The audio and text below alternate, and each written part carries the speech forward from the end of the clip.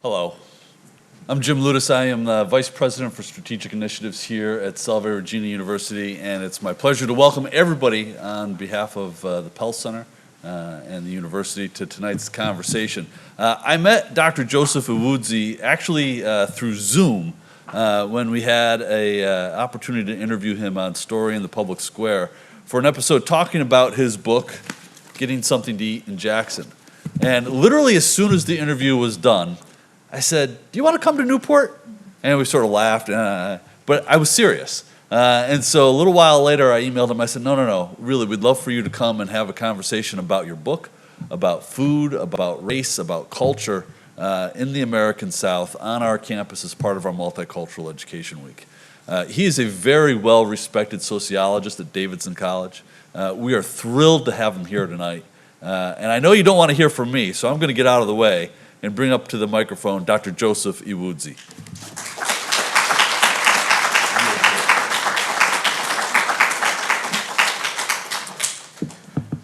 Good evening. Thank you so much for having me. This is my first time in Newport. This is my first time on your amazing campus.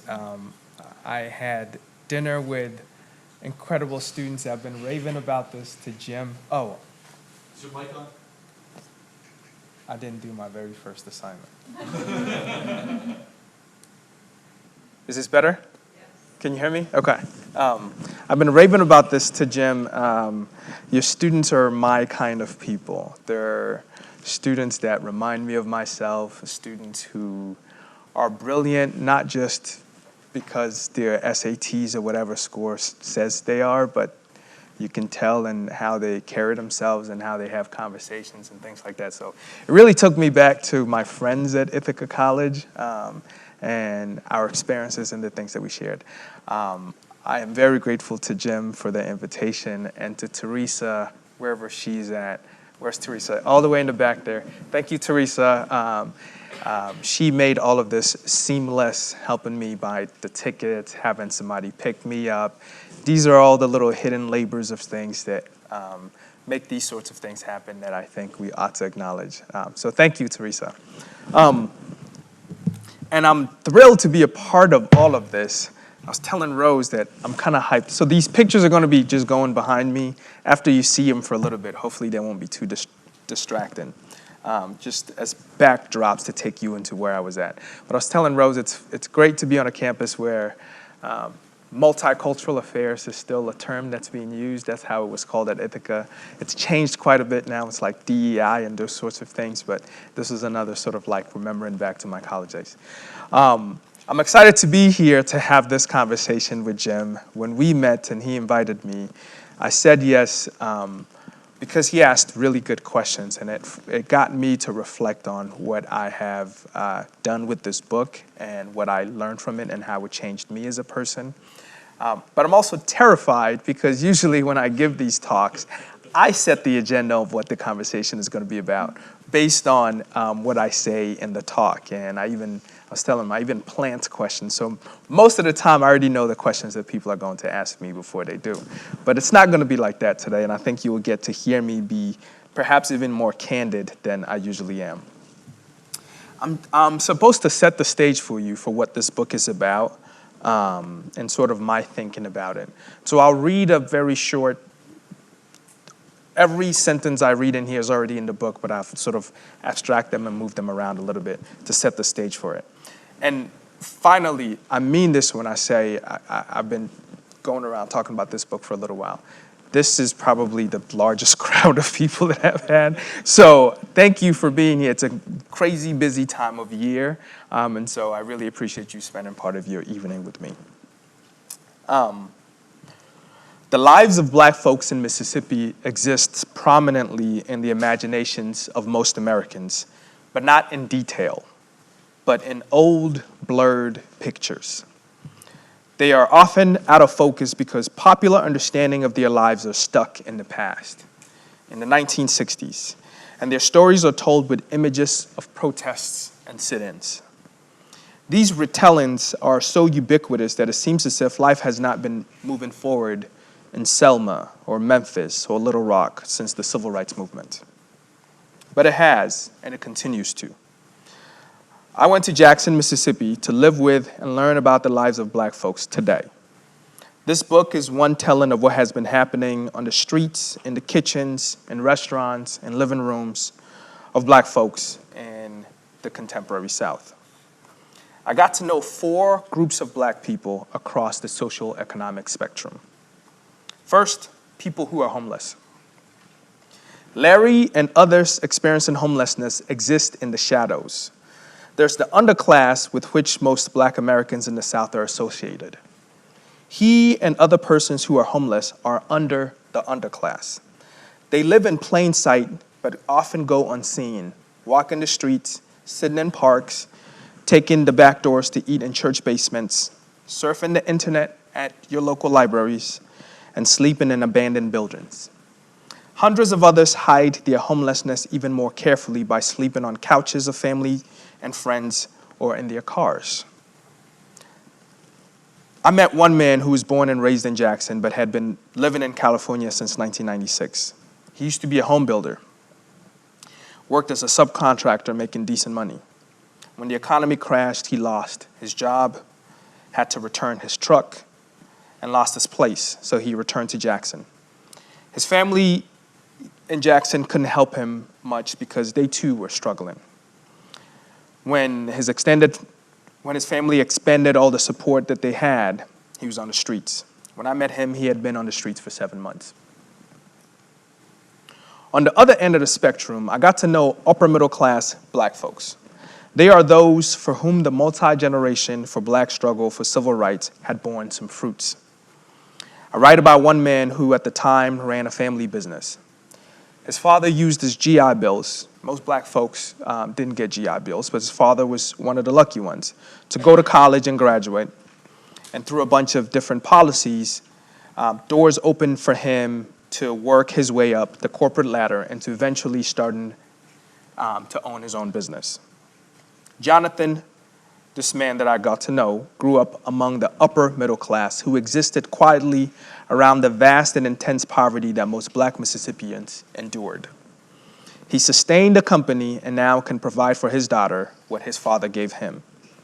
Like other upper middle class Black folks, he lives far from poor Black people, literally and figuratively, even if he is not oblivious to their struggles. I also got to know the lives of the low-income family members, lives of low-income families and middle-income families. I spent months with a young mother and her sisters who lived well below the poverty line, were regularly unemployed or underemployed, and relied on social welfare programs. I spent time with them at their apartments and accompanied them to work, church, funerals, family gatherings, welfare offices, job interviews. I also got to know a grandmother who worked 2 jobs as a school teacher, as a school bus driver, and as a cook at a daycare center to raise 2 grandsons and an adopted son.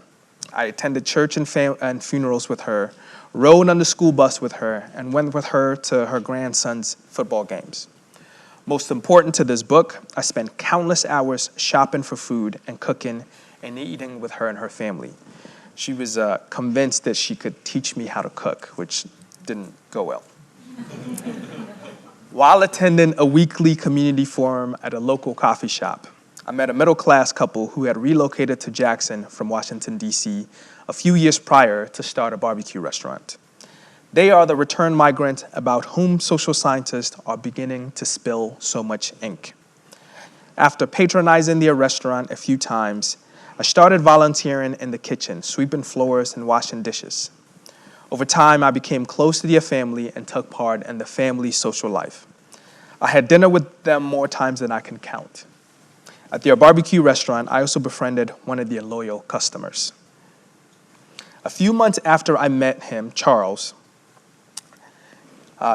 became vegan in hopes of losing weight and regaining his health. I followed him through his journey, visiting eateries in the city that catered to this new diet and from him, learning how to cook quinoa and tofu. So this book is about food, but it's set in the South. So let me tell you a little bit about how I think about food. Food helps to delineate the social groups to which we belong. In this book, I focus on food availability, food choice, and food consumption. Food availability is very much about how the various social, economic, and institutional structures that people encounter shape what foods are available to them. Whether someone is poor or affluent, employed or unemployed, or lives in a poor or rich neighborhood, all come to matter in the kinds of foods that they find available. Perhaps more subtly, the cultural structures in which people are born or choose to participate also influences what foods appear to them as available. Studying food choices shows how people navigate the social structures that they encounter. It is about seeing how ordinary Black Americans circumvent constraints and deal with historically and regionally rooted oppressive structures in the contemporary South. Doing so, we see that Black folks in different class groups have different living circumstances and therefore approach their food choices differently. This, in many ways, disrupts the assumption that soul food and other Black American food traditions are solely responsible for the eating habits, and sometimes what we might consider unhealthy eating habits among Black Southerners. Food choices are not motivated just by habits and traditions in their past. They are also the result of paradoxes and problems people face in their present, and they are reflections of people's outlooks and projections of themselves into the future. So far I've argued that food availability reflects people's living circumstances, and that food choice reflects how people navigate those circumstances. Food consumption, what people eat and how they eat, I argue, illustrates how people think about themselves as they navigate their lives. This follows the popular saying that people are what they eat. I focus not just on what they eat, but also on eating, a social activity imbued with abundance of symbols of class and race performances. I study how they serve their taken for granted preferences for certain foods in restaurants, including the plates and utensils they eat with, and how they eat, including the space in which they eat, the people with whom they eat, and the time of day, and for how long they eat. One of the things that I became a little obsessive with was turning on my tape recorder when I was around people who are homeless versus those in poverty versus those in the middle class versus those in the upper middle class, to just gain how much time we spent eating. So Getting Something to Eat in Jackson is a book set in the contemporary South that shows what we can learn about food by studying race and Blackness in the South, and what we can learn about race and Blackness by studying food in the South. I began the research with a 2-week visit in 2011, and then I returned for just about all of 2012. I moved in on January 1 in 2012, and bearing a few breaks, I stayed all the way until Thanksgiving. And then again in the summer of 2016, I returned to sort of check and see if what I had learned in 2012 was true or not. So I'll stop there because I think that sufficiently gives the scope of the book, and hopefully we can have some good conversations around it.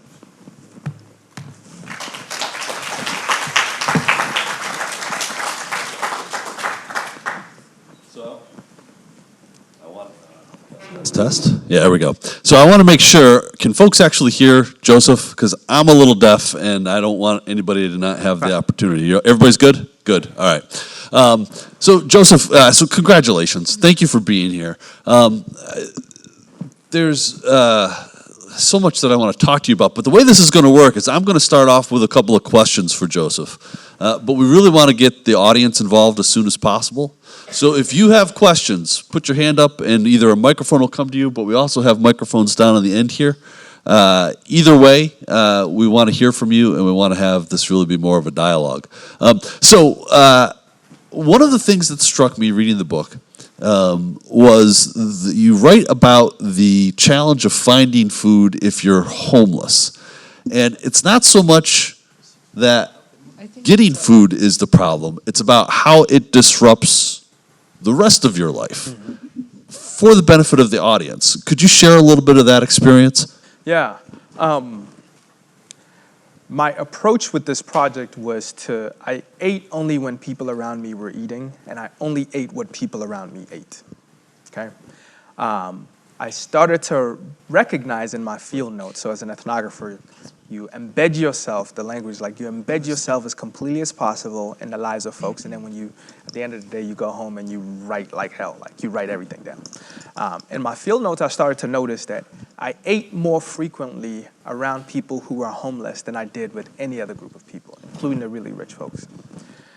So that's interesting. I'm like, well, how is that the case? And then I recognized that for the most part, the people who are homeless have fairly consistent access to food, to food availability, right? So choice is almost non-existent, but they had fairly consistent access to food. And so then I thought to myself, how is it the case that the most deprived of all the groups of people had fairly consistent access to food? And it came to me as I was sort of going around them, and I came to realize that there was a price that they had to pay to get fairly consistent access to food. One, they had to organize their days completely around the operating hours of the service providers. Two, when they showed up, they had to put up with whatever the rules were. And some of it, according to the service providers, were important for the system to happen. Some of it was just absolutely nonsense. And then three, they had to accept that they were indeed down and out. They had to accept that they were homeless. All those three things together made me realize that surviving homelessness made it impossible to get out of homelessness. And so, yes, they had access to food, but it also shaped their life in such a way that they really couldn't get out. They really couldn't do anything. And when I took this to the service providers, everybody in the book has read the book.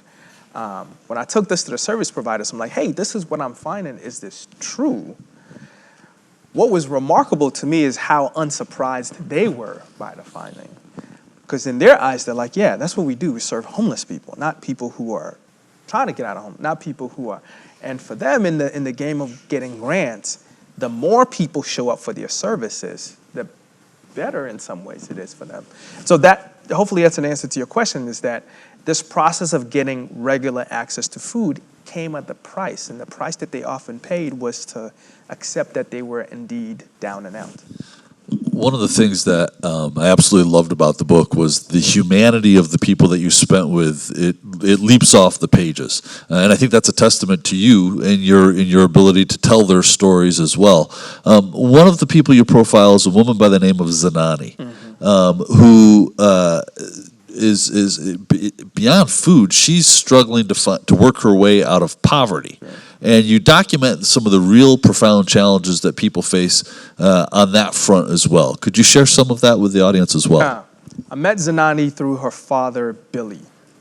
Billy was working at the entrance at the day shelter where, so maybe it's helpful to tell you how I did the study. I spent the first 3.5 months on the streets with people who are homeless. I spent my days that they did. I slept in the shelter once or twice, but again, quickly realized that there actually wasn't sufficient space in the shelter, so it wasn't ethically defensible for me to be there when people needed it. So I had my apartment, I slept in my apartment. But otherwise, I spent my days as they did. And in terms of the rules, they get kicked out of their shelters at 5 o'clock in the morning for reasons that doesn't quite make sense. But think about how disruptive it would be for you to get up, pack all your stuff, walk onto the streets, do whatever. And so my first 3.5 months on the streets, I was around Billy. And then I moved up. So I would spend 70% of my time with people who were homeless the first 3 months, and then 20 or 30% of my time building relationship with people in the other class groups that I knew I was going to be sort of going to study. And then as I moved up, I did the same. So Billy introduced me to her daughter, Zanani. Zanani is this sort of full of charisma, amazingly outgoing, just knows how to navigate herself through just about anything. But Zanani and her sisters all had children when they were very young. And so it disrupted their education. It was also the case that Zanani, by the time when I was there, had just lost her job. And so really most of 2012, my time with her was looking for employment. And so with her, I wanted to couch how Zanani feeds her family when she's facing these things that don't get fixed. And there's a weird thing about food as is compared to other social problems. So she would work really, really hard to find employment and find apartment and find transportation and find daycare. And sort of lingering in the background all the time is food. Food is a problem that feels like you can solve, right? At least the food industry has made it such that hunger in America isn't the same way as hunger in other places, right? And so between just going to the corner store or going to her mama's house to try to get something to eat, or there was a way to fix it all the time. Obviously, because she's also given her children emptier calories, it comes right back up every hour. So even though she could find a place to live and that problem is solved, check, and she sort of stays there, food is just never solved. It's just a perpetuating problem that just kept coming back. And when I placed it in that context, I think for me it was important to realize that any solution, any food-related solution also had to be a poverty-related solution. Because if we don't put our food solutions in the context of her life, we're totally missing the mark. So one way we try to help people like Zanani say, oh, we got to teach them how to cook, or we got to teach them how to shop, or you got to teach them. Zanani just simply doesn't have the bandwidth to entertain these ideas that seem to fit in the logic more of middle-class folks, like people like us in here. And so that was really, really important to sort of paint the whole picture of Zanani's life and then point to how food comes to matter. Because I think when we do that, we start to realize that our food solutions for Zanani is totally different than it is for other folks. You and remember, if you've got a question, give me your hand, and I'll get somebody to come down to you with a microphone. I see one already coming right here. So one of the things that you mentioned, the sort of the ethical challenge of whether or not you would take a bed in a shelter from someone who needed it. I'm curious. I was curious about this when we talked over the summer. But how do you do your work? How do you get into people's lives? How do you sort of navigate that? You write very powerfully about a family struggling to feed their kids, and you're a witness to that. What just stops you from whipping out your credit card and saying, I'll buy you dinner tonight? Yeah. I think I view it as that's my job. That's sort of what I do, is bearing witness to these things and writing about it. It marked my life. It really sort of impacted me in ways that I couldn't imagine. But I think for me, every time I sort of reflected on how it's impacted my life, my quick sort of itch is that this is so temporary in comparison to how it's impacting Zanani and her children. They live this every day. And I was sort of temporarily putting myself around them, not even in their shoes, but just around them. Because the activity of putting yourself through somebody's shoes is as close as I think I got to their lives. It's something that I don't think I can completely have accomplished. The question about what to do is something that haunts all ethnographers. It's the icky part about this work. It's almost like you want to observe their lives as it would happen if you weren't there. So the exercise for me, and when I'm teaching qualitative methods, what I teach my students is it's an exercise of minimizing yourself to be subordinate to the situation that you're in. Through our educations or through our development of sense of self, and this happens with a bunch of, different marginalized communities, there's always this sort of way of teaching folks to believe in themselves and make themselves bigger and develop a deeper, stronger sense of self. But being an ethnographer actually requires the opposite, and it's incredibly humbling for you to, in that moment, in those months, I didn't matter. They mattered, and putting their stories first was what was really, really important. There was a day when Zanani's son, Travion, just sort of looks squarely at you and he says, I'm really hungry. Can you give me something to eat? And sometimes you cave in. There's a few moments where, or you find a way to even in your caving in, you make it a part of it. And so one of the things that often happened was, quickly sort of like almost passing a collection plate. Who's got how much? You got $1, somebody got $2. We put it together enough. We know we can go to McDonald's or Burger King or corner store down the street to get something. The quick lesson in there is that it turns out McDonald's and Burger King and corner stores are more attuned to how to provide food for poor people than food studies service provider people, right? Who are trying to pitch to them to feed themselves like they feed themselves. And so what I literally did was stopped carrying my credit card around with me and stopped carrying cash with me. One thing I always had was my car.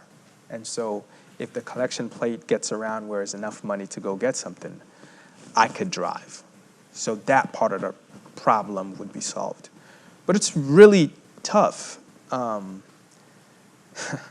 to raise the stakes even more, I did this as part of my dissertation. I know that I got promoted from assistant to associate because I published this book. The exchange will never be the same. What I get from this book will always be more than what Zanani or whoever else is in this book gets. So what do we do with that? What do I do with that? I don't know, other than to, I think, sort of say my job or my contribution.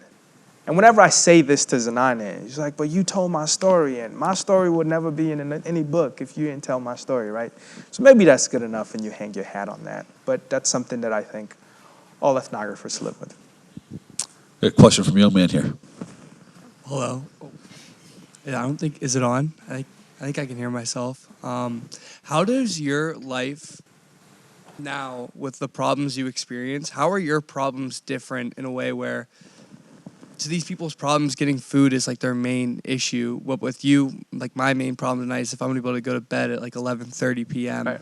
But with other people, they're starving. How does that affect your problems in your life? Yeah. Did folks hear the question? Yep. Yeah. Okay. So the first thing is when you come back from the field, you're not the kindest person because you're just like so self-righteous when people come back from doing ethnography. It's also a method that's hard on like family and partners and all that kind of stuff. So like you spend time with people who could barely get something to eat and you come home and, your brother, partner, child didn't finish their meal and you're tossing it and you're like, no, like you just go off, right? And so there's a moment of like, calm down, buddy. Like it's so that happens. I think for me, because I also studied across class, right? The last sets of people I write about are people who are much, much wealthier than I am. And so thinking about their lives and reflecting on my lives also gives me a different perspective on all of this. But if we bring it back to food, it turns out that psychologists and economists have this idea of scarcity. When you encounter people, we are all encountering different kinds of scarcity, but it turns out our process of making decision is similar regardless of the kind of scarcity that you have. So why is it the case that people in the uppermost middle class, Jonathan, Dorian, Adrian, these are folks who are lawyers, how is it that they ate less frequently than people who are homeless? It's because they have a scarcity of time. And we all here probably have a scarcity of time. So how many folks ate 3 square meals today? How many folks ate 2 meals today? Right? So it turns out we make poor decisions about our lives when we suffer scarcity of time. The lesson in there, I think, is that I think we're always thinking about poor people as making irrational decisions about their lives, especially about their food. That's part of the like, just eat red beans and rice because it's protein and this and it's healthy and all those kinds of things. And we presume that their poverty makes them less. It is the case that the poverty gets them to sometimes actually, in fact, make poorer decisions. But so does our scarcity of time. We also make poorer decisions. Now, the difference is that we can turn off our scarcity during certain points. Vacation. Your scarcity of time is now shut down. You have all the time in the world. Or, if you're really busy during the day, you go home and it's like everything is sort of back on. The scarcity of financial resources can never be turned off. So they're living with it all the time. So it's probably controversial to say that poor people do make poor decisions. But it's not because of them. It's because of what scarcity does to your brain. And psychologists, when they measure this, they say something to the effect of like, it's like losing a night's worth of sleep, or sometimes they even have measured it to sort of like dropping your IQ points and sort of those sorts of things. So for students, finals week. Imagine your life is finals week every day, forever. And the exams are getting harder and harder and harder all the time, right? And for the rest of us, it's like big deadline all the time. On your head, thinking about it, bandwidth is taken up all the time. No ease up all the time. And the social institutions that's supposed to help you isn't helping you or doesn't help you. So I think once we place all of that, we put all of that in place, then we ask, how are people making decisions about what they eat? And then if you see people getting hot flaming Cheetos from the corner store, it makes perfect sense. Great question. We've got one here, and then we need a microphone right down here as well. And if you got another question, just raise your hand and we'll come to you. So mine is a two-parter. So it's with I love two-parters. With the pandemic, we saw a rise in hunger and malnourishment in the United States and globally, especially in lower class communities. How did homelessness and the lower class communities that you analyzed were affected? And were there any long-term solutions to fix the problem? I know the state of California ended up implementing a certain law in their schools so that children could gain access to foods. So were the communities in your dissertation, especially lower class communities, were they given access? Yeah.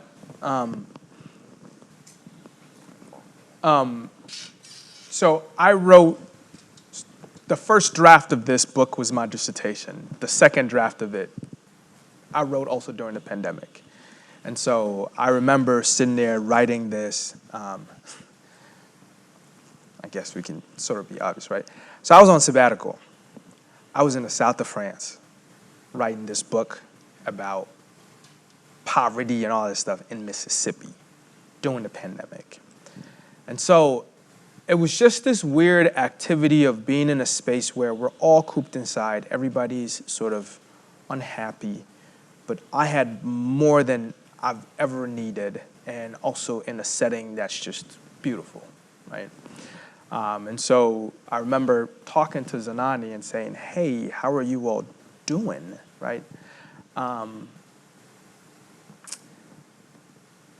If we imagine her life before the pandemic as like bandwidth completely spent, then once the pandemic became a part of it, it's just next level. I was telling the students that I'm teaching a racial justice seminar where we have a cardiologist in the class talking to us, and one of the things that we were debating on in the class is, does racism and racial injustices make people sick? Is there biological consequences to these sorts of things? What I was worried about for Zanani wasn't that she would get COVID, but that her life is so stressful now that like her immune system is so shot that even if she could have managed getting the virus, the added pressure of not having whatever measly resources that helped her make do made all of that even worse. The second thing that I was most worried about, again, wasn't her food, but because I knew that people, churches, do-gooders will try the best they can to give her access to food. And they did. And, I guess one of the things that we praise all the time is that, like, in various American societies, precisely because our social welfare system doesn't work as well, our philanthropic system actually works magically. So I knew that was going to be okay, but I was worried about, what about a job for her? What about daycare? What about all these other things that sometimes it feels like we're okay solving food problems, but not, and solving food problems feels like the right thing to do, but solving any other kind of problem feels like it's a handout. So it's those other things that I was really, really worried about. And for her, it was helping her kids with homework. She just couldn't manage it, right? And so in our conversation, those were the things that were more moving for her. How did that get solved? I mean, I think if we imagine pandemic hadn't definitely sort of negatively impacted the learning for everybody, including college students, how it impacted her kids is something that it will take us forever to figure out. I'm gonna punt on what do we do about it right now. Maybe we'll come back around to it. Great question. Yeah, one right here. And we got another one. We'll come over here in just a second. We're right here for now. Hi, I want to thank you for coming and sharing your knowledge and expertise with us. We have several students in the audience today who are graduate level mental health counselors or training to be mental health counselors. And you've spoken a lot about everything you've spoken to has an implication for mental health. And I'm wondering if you would be willing to speak a little bit more specifically about the mental health aspect of your experience in Jackson. That's a brilliant question, and it's really tough to think about it. And it'll take me to talk a little bit about, so everything I wanted to learn about how food fits in the lives of people was my way of trying to, I'm not a food expert at all. I get really nervous around food studies people because they know what they're talking about. But for me, food is a method. Food is a way to learn something. The something that I wanted to learn is what it means to be Black in the contemporary South today. That was the goal. So I was interested in how the different class backgrounds of the people that I got to know shaped their shared racial identity. Okay. What I learned as it relates to people in poverty was this.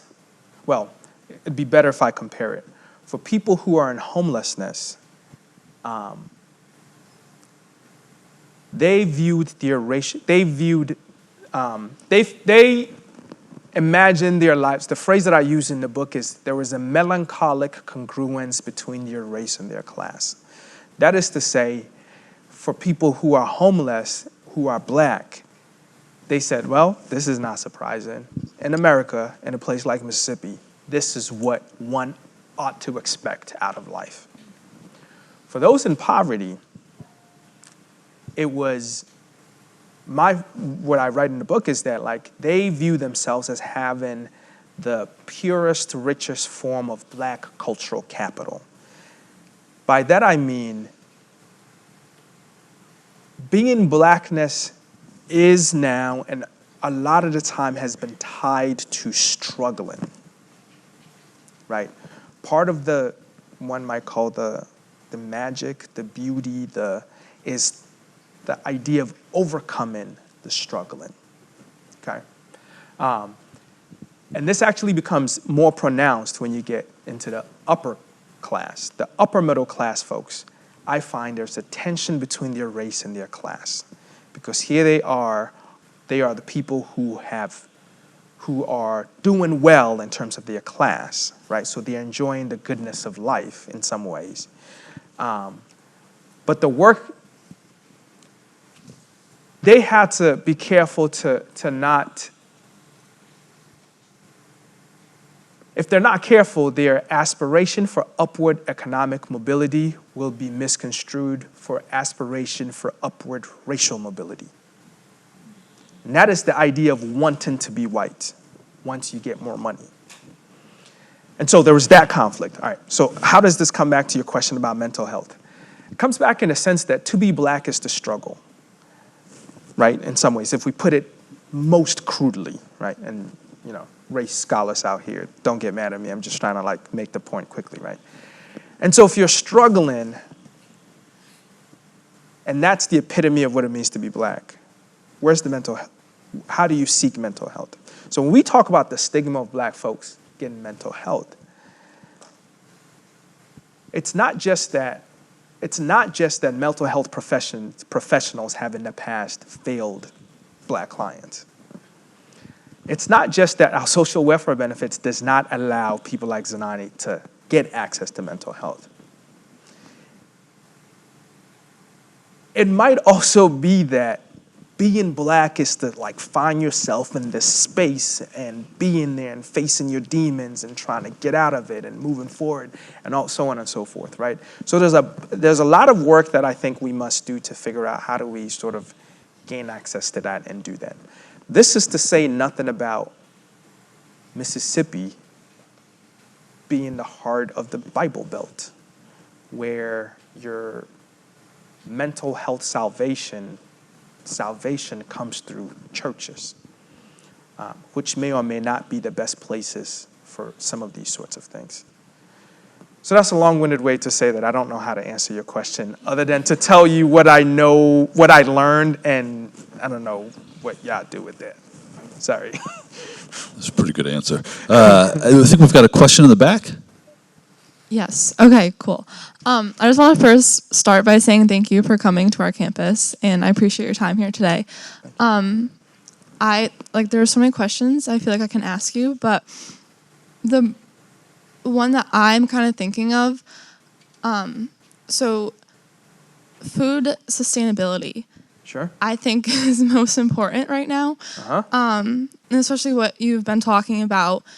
Do you possibly think a vegan or vegetarian sort of lifestyle, possibly in the people who can afford it, because it is expensive, All right. organic food, which really shouldn't be expensive in my opinion, but do you think we should start introducing that into just our society for the sake of people who can't afford to choose organically, who can only choose the options that are available for them? Sort of kind of that makes sense. Yeah. Yeah. Y'all like getting me on my lecture, my professor rant. I'm trying not to do professor rant. But you're asking really complicated questions that I think part of what we must do with these sorts of things is like really think about it fully. Okay, so where to begin with that? So I confronted this because I read quickly about a guy named Charles. So that the black man on the cover of the book, he's standing in the top part. I met him at a barbecue restaurant. He used to come in, as he would put it, I used to tear up some ribs, right? Like he used to just come and just eat them. Big guy, morbidly obese. And then 5 months into my time in Jackson, he says, I'm gonna be vegan. And I'm like, this is gonna be interesting to see how you be vegan in Jackson, Mississippi. So I started spending time with him to see how he navigates being vegan. Didn't work. A whole bunch of reasons. One, he's lower middle class, okay? What we know about lower middle class folks is that they don't have, a sociologist at Northwestern Patillo will say, lower middle class folks live hood adjacent. Lower middle class folks, lower middle class black people live much closer to poverty than their white counterparts. Economic mobility for black folks doesn't always work out like it does for white folks, right? Because of that, the amenities around his home doesn't help him move forward or doesn't support this like veganism lifestyle. So when I was spending time with him, it took me, again, a minute to realize that whenever we would go find a place that was vegan or close to vegan to eat, we had to drive across town. Every single time, we had to drive clear across town. And that became unsustainable for after a while. The other, I think, deeper, as a cultural sociologist, more interesting part is thinking about the omnivore's paradox. We're omnivores because humans can sustain themselves with a whole bunch of foods. There's a lot of good things in that, but there's also not so good things. There's a lot of anxiety and fear in that. That's the paradox, right? What do? You can eat everything, and sometimes having the access to the ability to eat everything can be sort of scary in some ways. And so Claude Fisher said, like, we are what we eat for a bunch of different reasons. He's a food anthropologist. One of the ways we are what we eat is that the way we resolve the omnivore's paradox is our way of registering our membership with certain groups of people. So, for example, how many folks at home always have plantains? Okay. How many folks almost always have potatoes? Okay. Folks who have, for me, plantains is my registering my membership with a certain group of people. Let's call them Ghanaian Americans, right? Who are solving the omnivore's paradox by saying, we're gonna have plantains. For you all, I don't wanna pick a name to call you all, right? For the rest of the folks for whom potatoes is always present, that's your way of solving. So that's, again, it's a long-winded way of saying that the extent to which veganism can be introduced is also sort of like dictating who we're saying people ought to be, or who people should sort of feel themselves to be. And I think it's not that it's not the case that like who we are isn't movable. It is, right? I went to school in Wisconsin, and because of that, now I love good ice cream. I grew up in Ghana, West Africa, where dairy wasn't part of my life, right? So it is changeable and movable. But we just have to be careful in figuring out when we are prescribing this thing for certain groups of people, to what extent are we also telling them that who you are, who the group of people that you've joined, who solved the omnivore's paradox and isn't good enough, right? And you should become this other thing. So those are the things that I think is important for us to consider when we're introducing blanketly any set of diet to any group of people as their way of sustaining themselves. Because it's just this weird thing that it just becomes so tied to who we imagine ourselves really deep down to be. It's identity. Yeah. Yeah, I think. Question over here. Short answer. And then we've got another one that will come down to right here. We gotta do short answer. Y'all need to stop asking complicated questions. You guys so are I can good. give shorter answers. Can you hear me? Yes. Cool. All right. So, my question was for your book. Who was like your main audience you wanted to get to? But additionally, like from the stories that you talk about, what do you want that to bring for the community?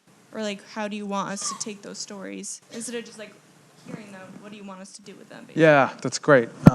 Okay, I can answer that.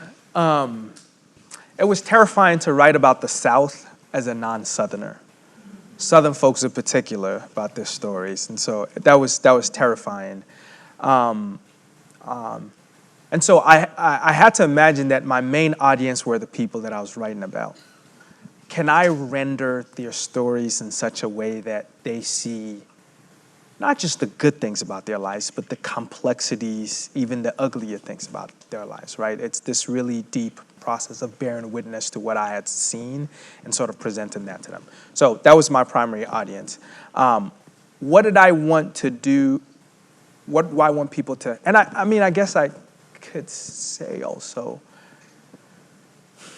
if I'm being totally honest, is I'm writing to Black folks. And that's related to what it is that I want them to do about it, is that Blackness is this incredibly beautiful, elastic, complex thing. one can say the same about every group of people. I just happen to be black and trying to explore this thing, right? So there isn't a supernatural, magical thing about blackness that I was trying to explain. It is the case, though, that blackness, especially blackness coming from certain parts of the world, is flattened more. And blackness coming from the American South is flattened more. Blackness coming from the African continent is flattened more.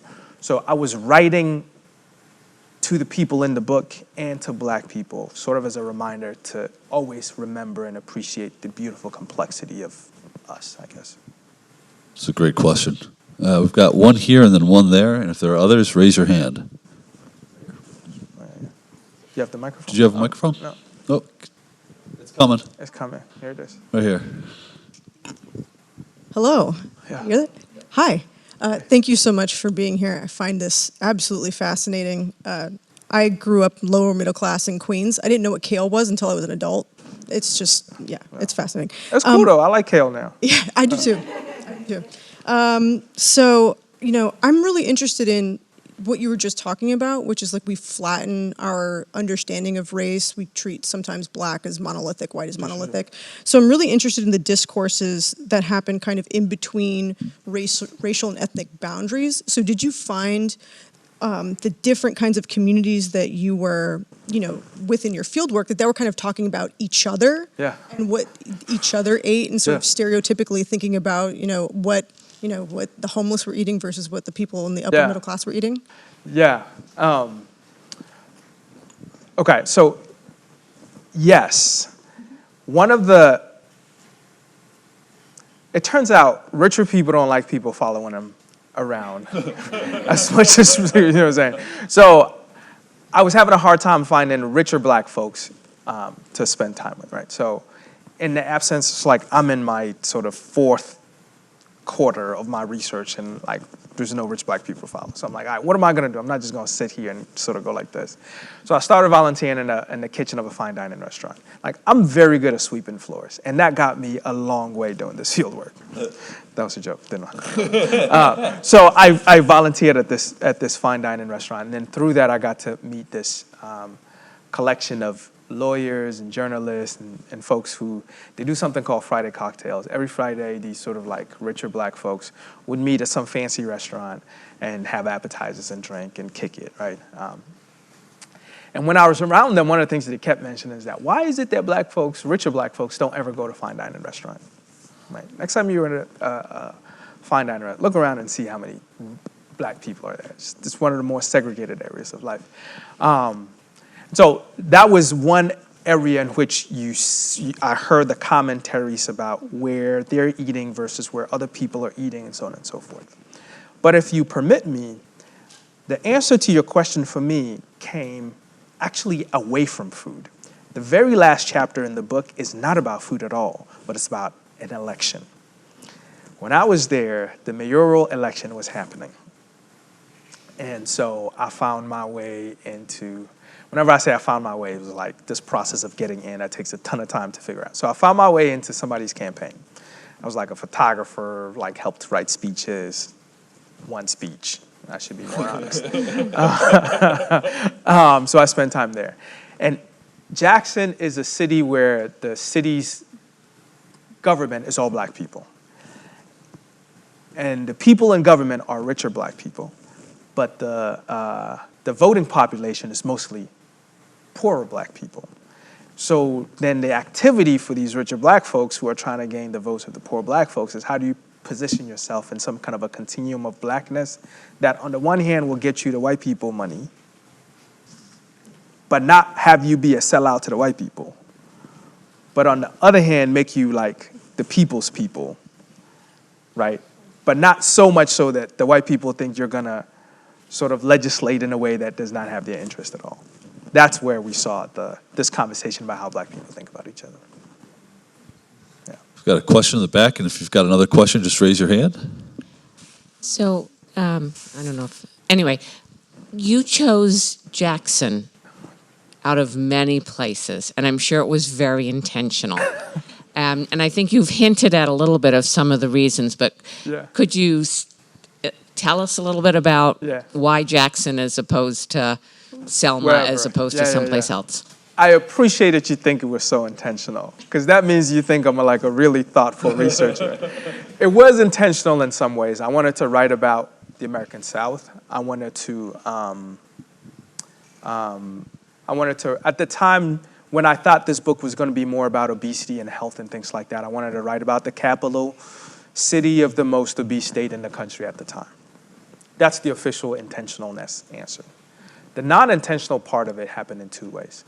One, I was in graduate school at Wisconsin. There was a conference in New Orleans. Got in a car with a friend of mine. We just drove down. And I'm fascinated by historically black colleges and universities. I didn't go to one.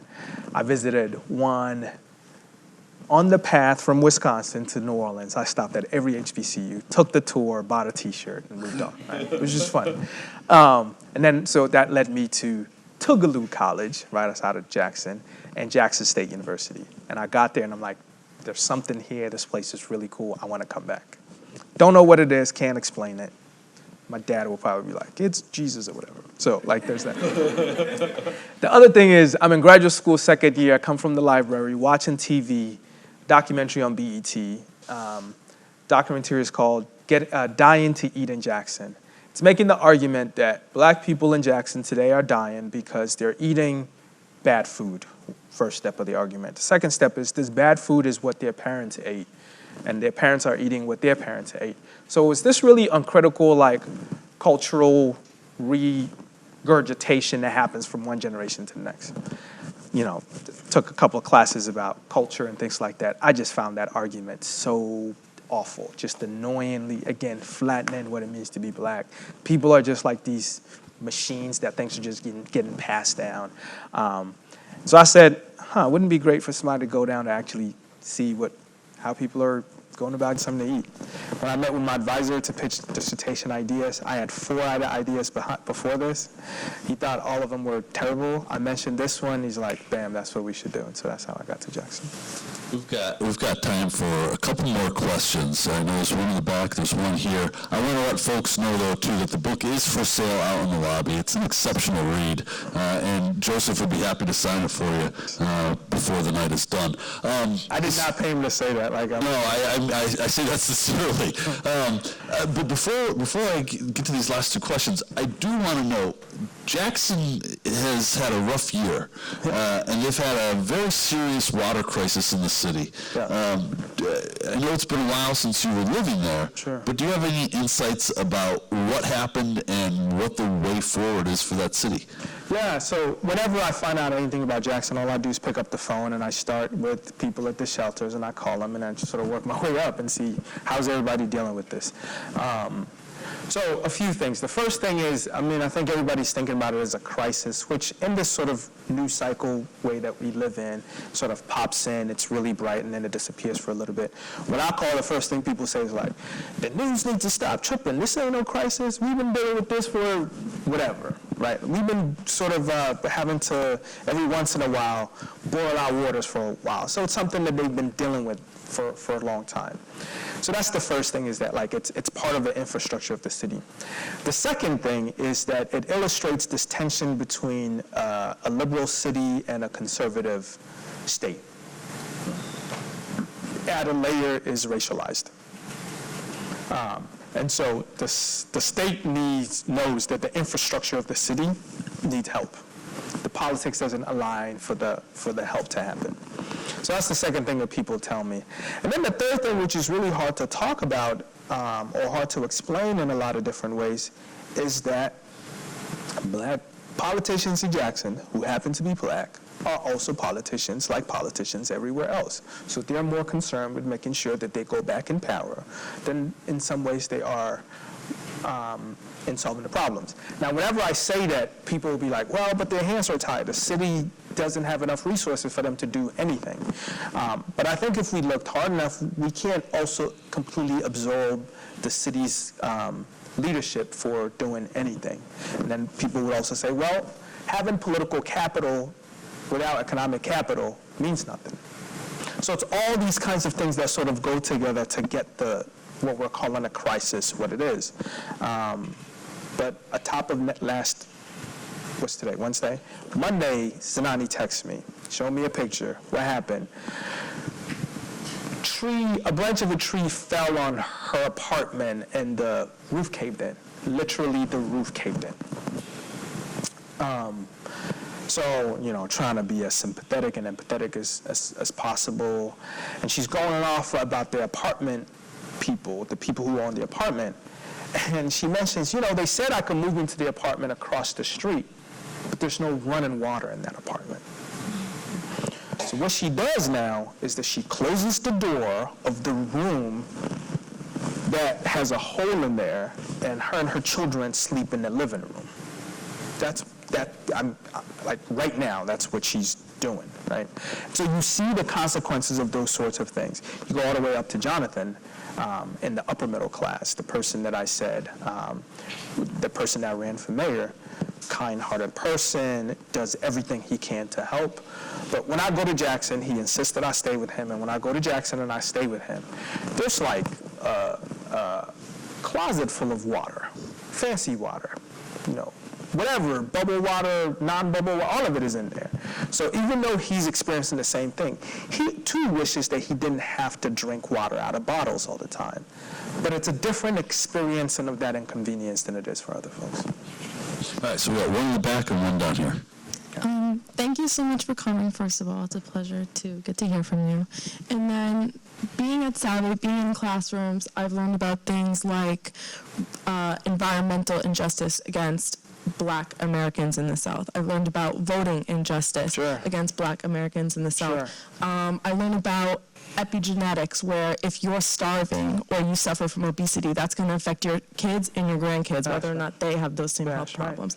I learn about these things, and I hear about what sounds like permanent homelessness in the city, and I just wonder, with failures in policy and failures in support, in your time there, did you see any possible way for there to be any upward mobility for a lower class Black American family in the South? Not only did I see it, I found it so inspiring that if I was at a different stage in my life, I would have stayed in Jackson forever. The work that people are doing is nothing short of a miracle. And so, the creativity is endless. When I teach these things and I write about it, I think for me, you must think that, man, your life is just terrible. All you do is hear about these bad things that are happening. You write about it and collect these stories. For me, in every one of these stories is like the blueprint of how we can make it better, right? So understanding the mechanisms that perpetuate inequality isn't just to tell the sad story, but it's also to understand the mechanisms to undo these perpetual inequalities. So the Friday forums that I told you about, where I go to this coffee shop, if you wanted to win an election in the city, you had to come there and defend your ideas. And people would drill you. So that was happening there. That cafe now is called Cafe Refill, where based on some of the things that I found in this work, people who are homeless are now getting employed to work in this restaurant that's happening. So there's just a bunch of different things that keeps happening. One of the sadder things about Jackson is that everybody who has left. The people who are there are people who cannot leave and people who refuse to leave. So that means the energy is really high with people who are just in the pits of really difficult struggles, and people who are just gung-ho on not leaving and trying to do something about this. So it makes for a really, really exciting energy of a place. So yeah, it was certainly sad, but not debilitating to a point where you feel like nothing is gonna happen. Okay, last two questions here and then here. Hi, thanks for coming and answering all our questions. So as you were speaking a little bit, I study equity in certain dimensions, and one of those dimensions is in anti-fat bias and sizeism. As a self-proclaimed fat lady, just trying to figure out my own experience too. And one thing that has really inspired me or been on my mind a lot is the rule of or the role of anti-blackness in anti-fatness. A book called Fearing the Black Body has been like a really big inspiration to me. Did you see any of that coming out? Like even I interact with a lot of like nutritionists of color who say like, why are we praising kale when like collards are just, it's the same thing with a different name. We know why. Come on. I mean, white supremacy, am I right? So did anything about anti-fatness or white supremacy in the way we look at food come up in your study or in your experience? Yeah, that's a good question in the sense that, so there are a few sentences in the book where, I was going to read something, but I totally forgot at this point. So here's Charles.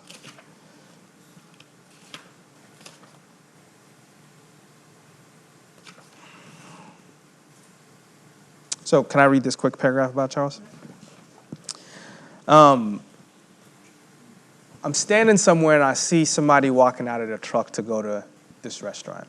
And the restaurant is like a vegan-only restaurant. This is my first encounter with Charles after I found out that he's vegan.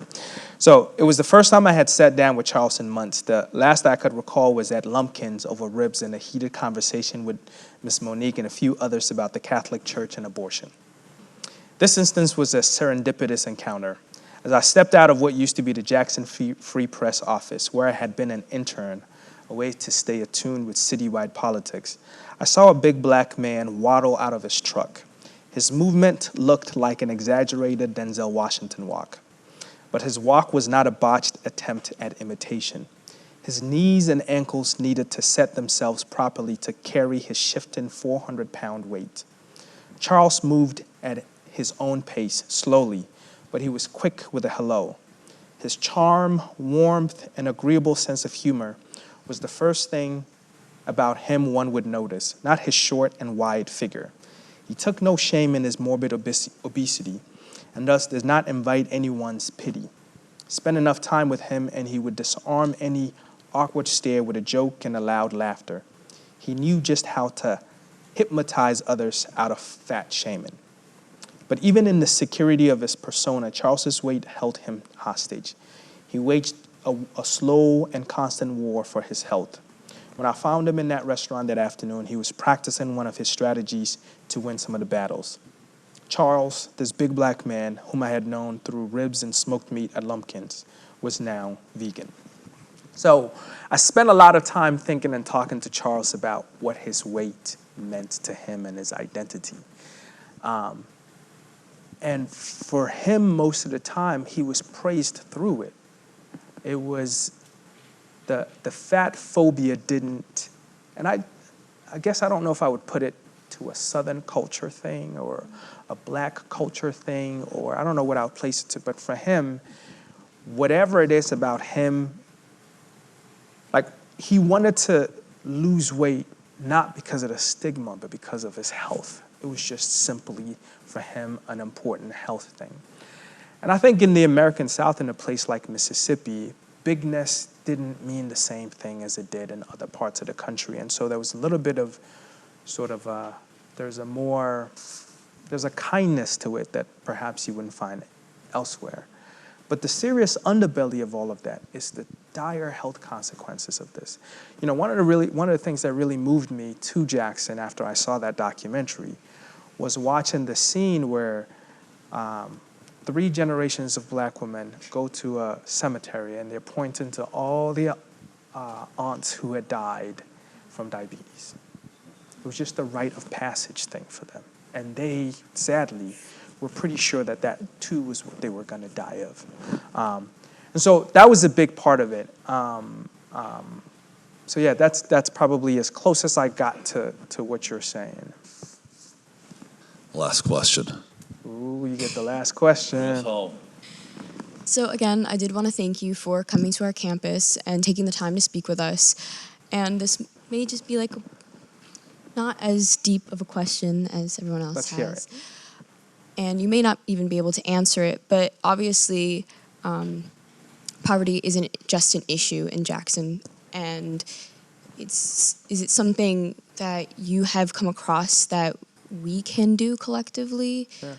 Whether it's something small or something larger that, wouldn't make people who are struggling with poverty feel like outcasted, but, help them along with their journey. Yeah, so that brings us all the way back around to the what do we do about it question, which is something that I have been thinking about a lot with this work. I was telling the students that I had dinner with that, probably the deepest sense of joy for me in my life is that I get to have influence on the lives of young people deciding what to do with themselves. I have more influence over those decisions than even their parents do. And I take that very seriously, and so I must have an answer to this question as I'm trying to sort this out. Right now, I think my answer is the importance and power of local politics and getting sort of involved and entangled in politics. We can't philanthropy our way out of the things that we're facing. We just can't. We can't volunteer our way out of this stuff. We can't, after school activity, our way out of this stuff. So I think what I've been doing recently is sort of compelling my students to really view this stuff that we're trying to figure out as a career. As something that you can get a job in, get paid to do it, and do it for the long term. Now, obviously, people are going to do what they want to do. People have different sets of passions, and I respect all of those kinds of things.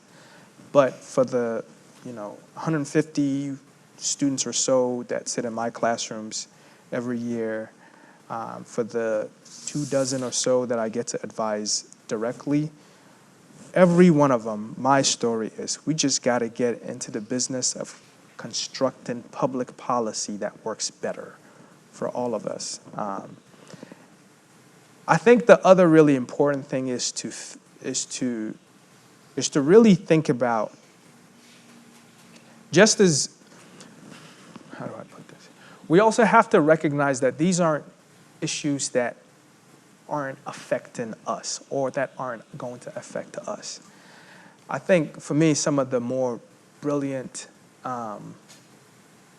instructive research is the extent to which our democracy and our society becomes more and more fragile as we live with more inequalities.